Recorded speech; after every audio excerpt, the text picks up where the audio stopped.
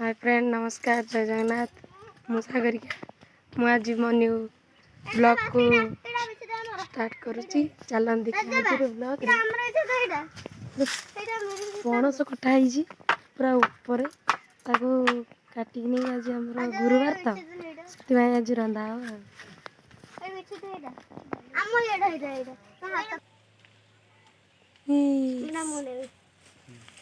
क्षीर पड़ो देखा देखा देखा जेहेतु भितर पणसटा होता से बगे चढ़ी आने पड़ा ये देख आमर गोटे टिकी नुआ बो आस तुम घर कौटी से माने कौटी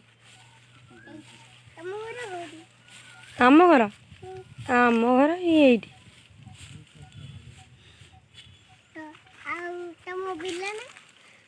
कुआड़े आस क्या घर को आम घर को कौन आस आम घर शाग नहीं आस तुम क्या बेपारी रांधब चलन चलन टे रोसे करद आम टे जो कठाटा रोसे करद ना क्षीर नागिज तुम कौन रोसे कर बजा चल चल जीवा धन गच को चढ़ना चढ़ना चढ़ना चल चल जीवा ध बाया ध टुकु एमी ध जीवा चल चल नहीं चल नानी देखो मुझे पणस कटा काटि अठा भी छाड़गला मिर्च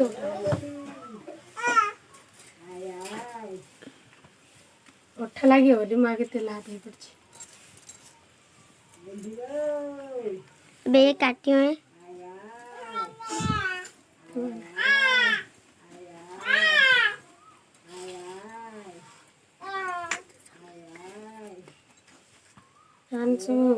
सब बड़ बड़ पणस होगा यहाँ गोटे छुट्टी यहाँ पूरा पणस होगा तो से पूरा देखा पूरा हलदिया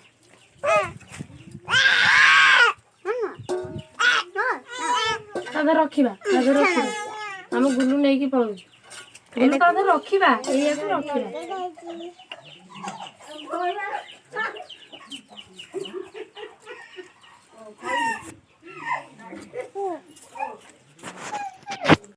देखो तो फ्रेंड्स फाइनाली आमर पणस गचर कटा है आसी सारी एवं हूँ पनिकी कटा जा देखु कौ स्टाइल कटा हो पीस पीस देखु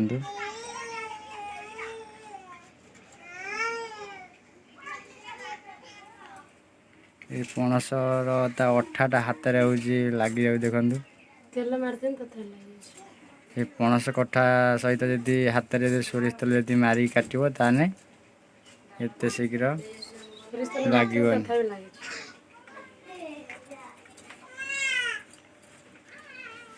पणस कठार जो अठाटा बहुत माने हाथ में लगी थाए कष्ट हुए भी हाथ में छड़िया लगी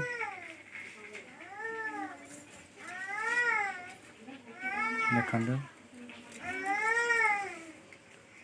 पणस कठा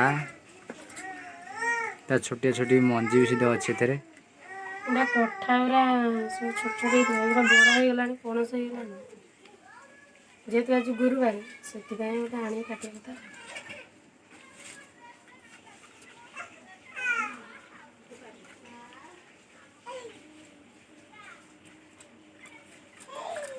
देखो फ्रेंड्स फाइनाली आम पणस कटा सरिकी एवं हूँ कढ़ई पानी बस गरम हो सीझा हम देखु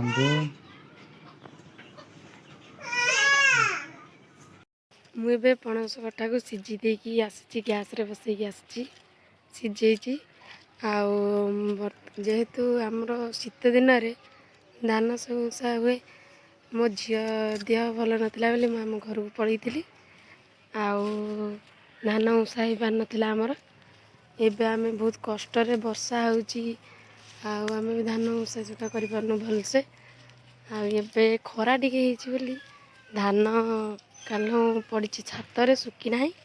ଏବେ ଯାଉଛି ତାକୁ ଟିକେ ଘାଣ୍ଟିକି ଆସିବେ ଆଉ ଗୋଡ଼ରେ। ଚାଲନ୍ତୁ ଯିବା ଆମ ଛାତ ଉପରୁ।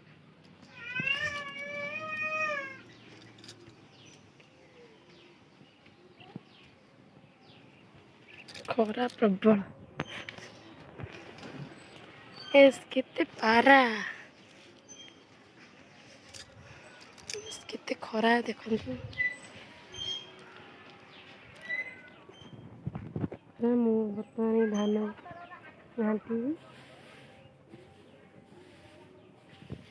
ଧାନ ଘାଣ୍ଟି ସାରିକି ତାପରେ ଘରକୁ ଯିବି, ଯାଇକି ମସଲା ରେଡ଼ି କରିକି କଠାକୁ ରନ୍ଧାଯିବ। ଦେଖନ୍ତୁ କେତେ ଖରା। ଧାନ ବି ହେଇ ଆସିଲାଣି, ଚାଳକୁ ତୋଳାଯିବ।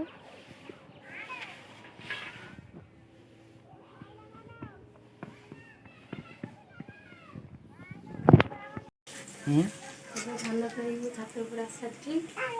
ତାପରେ ପଣସ ସିଝା ଅଛି, ପଣସ କଠା। ଆଉ ହେଉଛି ଜାଇ ବି ପଡ଼ିବ ପଣସ କଠାରେ, ମସୁର ଜାଇ। ପଣସ କଟା ଯାଉଛି, ମସୁର ଯାଇ ପଡ଼ିବ। ହଁ, ପଣସ କଠା ଯାହା ବି ପକେଇବ, ଜାଇ ଆଳୁ ମାନେ ପରିବା ପତ୍ର ଯାହା ବି ପକେଇକି ରାନ୍ଧି ପାରିବ, ଭଲ।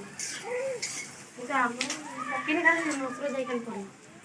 ମସଲା ବି ରେଡ଼ି ହେଇଯାଉଛି, ପିଆଜ କଟା ହେଇଯାଉଛି, ଅଦା ରସୁଣ ଜିରା ବଟା। ହେଉଛି ଆଳୁଟା ତେଲ ଭଜା। ଆଳୁଟା ତେଲରେ ଭଜା ହେଉଛି। ତାପରେ କ'ଣ ହବ? ତାପରେ ମସଲା ପଡ଼ିବ ଆଉ। ମସଲା କ'ଣ କ'ଣ ସବୁ ନେଇଛ? ପିଆଜଟା ପଡ଼ିକି ସନ୍ତୁଳା ହେବ।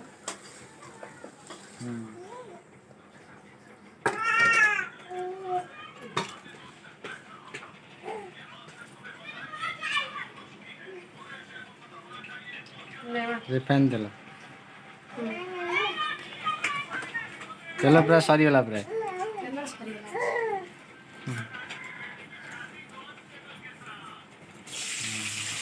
ଦେଖନ୍ତୁ ଫ୍ରେଣ୍ଡସ୍, ଆମର ହେଉଛି ଏବେ ରିଫାଇନ୍ ତେଲରେ ପିଆଜ ଏବେ ପଡ଼ିଲା। ରିଫାଇନ୍ ତେଲ ହେଉଛି ଆମର ଏବେ ହେଉଛି ତ ସୋରିଷ ତେଲ ସୁଧା ହେବ।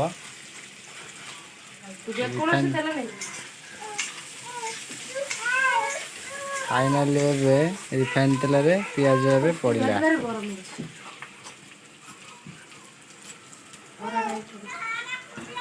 ଦେଖନ୍ତୁ ଫ୍ରେଣ୍ଡସ୍, ଆମର ଏଠି ପଣସ କଠା ବି ସିଝା ହେଇକି ଅଛି।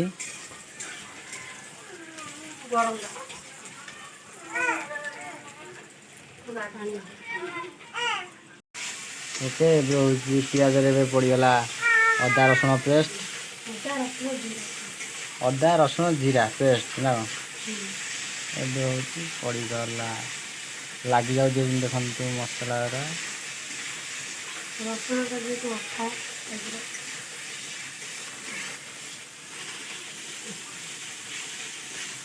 ବହୁତ ଫ୍ରେଣ୍ଡସ୍ ଗରମ ହେଉଛି।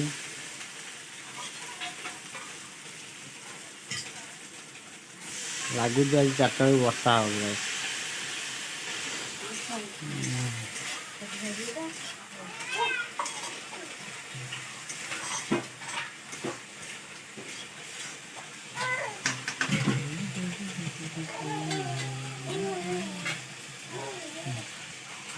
ବାଇଆ କୁଆଡ଼େ ଅଛି?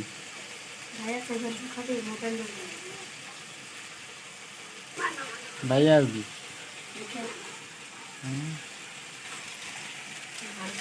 ହେଉଛି ଆମର ପଡ଼ିଲା ଏବେ ମସଲା, ହଳଦୀ ଗୁଣ୍ଡ, ଲଙ୍କାଗୁଣ୍ଡ, ମସଲା ସବୁ ପକାଇବା ଆଉ। ଗରମ ମସଲା। ଏବେ ଆମ ଗୁଲୁମା ପଳେଇ ଯାଇଛନ୍ତି ତା ମମି ପାଖକୁ। ବହୁତ ଗରମ ହେଉଛି ଆମ ଗୁଲୁକୁ, ସେଥିପାଇଁ ସବୁ ପ୍ୟାଣ୍ଟ ବନ୍ଦ ଓହ୍ଲେଇ ପଡ଼ୁଛନ୍ତି। ଗୁଲୁମା କ'ଣ ଖାଇବ କି? ସେ ଆମର ହେଉଛି ମସୁର ଯାଇ ଖାଉଛି। କଞ୍ଚା ପରିବା ମାନେ ସାରୁ ପର୍ଯ୍ୟନ୍ତ ବି ସେ କଞ୍ଚା ଖାଇଦେବେ। ଭେଣ୍ଡି ନାଳୁଆ କିନ୍ତୁ ନାଳୁଆ ବି ମାନେ ସେ ଭେଣ୍ଡିଟାକୁ ବି ସେ ଚୋବେଇ ଖାଇଦେବେ 3 ଦିନ। କଞ୍ଚା ପୁରା ବହୁତ ଭଲ। କିଏ ଖାଇପାରିବ? ଆମ ଗୁଲୁ ଭଳିଆ କିଏ ଖାଇପାରିବେ କି କଞ୍ଚା ଜିନିଷ? ଗୁଲୁ ବାୟା କମେଣ୍ଟରେ ନିଶ୍ଚିତ ଜଣେଇବେ। 3 ଜଣ ଯାକ। କଞ୍ଚା ଭେଣ୍ଡି, କଞ୍ଚା ଟମାଟୋ, କଞ୍ଚା ବାଇଗଣ, ସାରୁ କଞ୍ଚା ସାରୁ, କଞ୍ଚା କଲରା ବୋଇତାଳୁ, ପର୍ଯ୍ୟନ୍ତ ଖାଇଦେବେ। କଞ୍ଚା କଲରା ପର୍ଯ୍ୟନ୍ତ ଖାଇଦେବେ। ଆମର ଇଏ ହେଉଛି ଝିଅ। ଗାଈ ଖାଉଛନ୍ତି। ଯେଉଁମାନେ କଞ୍ଚା ପରିବା ଯେଉଁମାନେ ହେଉଛି ଖାଉଥିବେ ସେମାନେ କମେଣ୍ଟରେ ନିଶ୍ଚିତ ଜଣେଇବେ।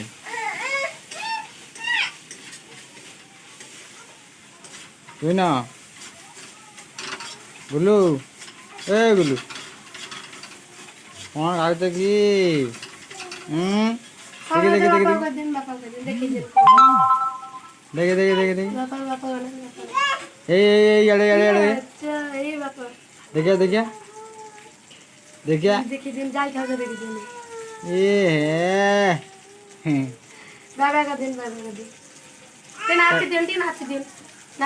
ବହୁତ ଗରମ ହଉଛି ଗାଧେଇ ଦେବା ଏବେ ତାକୁ। ଗୁଲୁ ନା ବେ ଗୁଲୁ ନା ଗାଧେଇବ ନା ଗୁଲୁ ଗାଧେଇବ ନା ଗାଧା କରିବ ଗୁଲୁମା ଗୁଲୁମା ଗାଧା କରିବ ନା ଗାଧେଇବ ନା ଏବେ ଚାଲ ଚାଲ ଚାଲ ଚାଲ ଆସ ଗାଧେଇବା। ନା ନା ଖାନା ପେଟ କ'ଣ ହବ?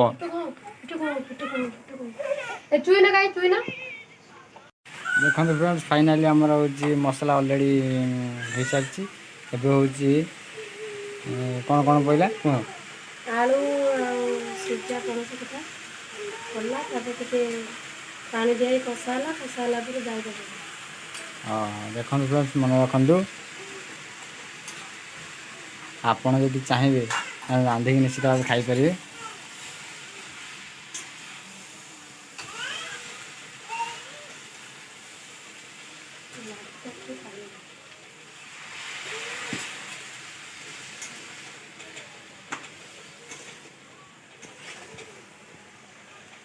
ଦେଖନ୍ତୁ ଫ୍ରେଣ୍ଡସ୍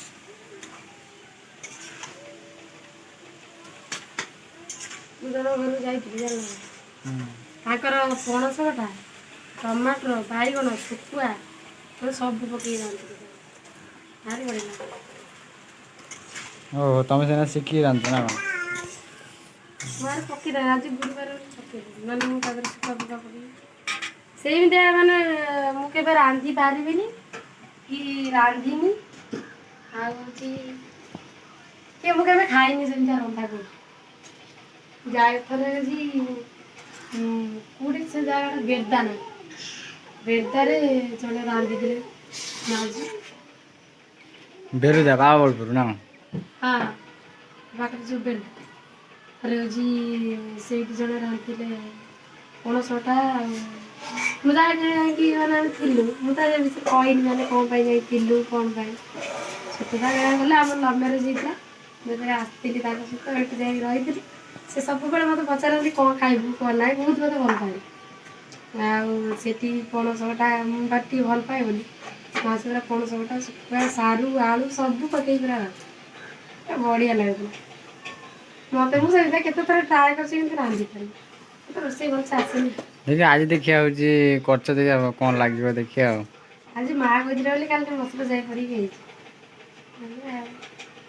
ହଉ ଠିକ୍ ଅଛି। ଆଜି ଆଉ କିଛି ବାର ହେଇଥିଲେ ଶୁଖୁଆ ଫୁଖୁଆ ପଡ଼ିକି ହେଇଥାନ୍ତା। ହଁ ହଉ ତାହେଲେ ଠିକ୍ ଅଛି।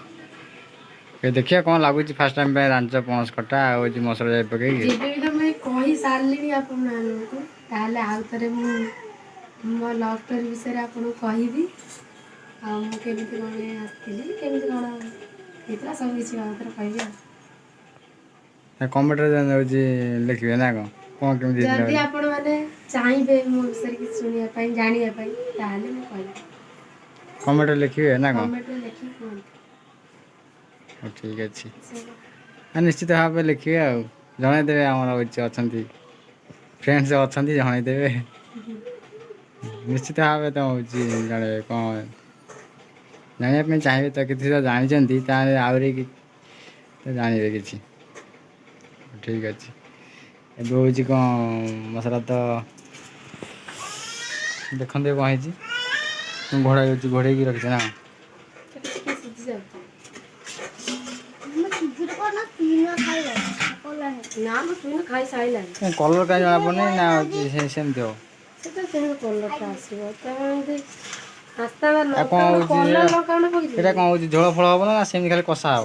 ଝୋଳ ଝୋଳ ହବ। ଟିକେ କଷା ମାନେ ଗୋଟେ କଠା ତ ପୁରା ଅଳ୍ପ କଷିଲେ ଭଲ ଲାଗିବ। ଗୋଟେ କଠା ଯାଇ ପଡ଼ିଛି ମାନେ ନିଶ୍ଚିତ ଟିକେ ଭଳିଆ ହବ। ହଉ ଠିକ୍ ଅଛି। ହଉ ଟିକେ ପାଣି ଦେଲେ କଲର୍ଟା ଭଲ ଆସିବ। ଆଜିର ବ୍ଲଗ୍ଟିକୁ ଆମେ ଏଇଠି ଶେଷ କରୁଛୁ।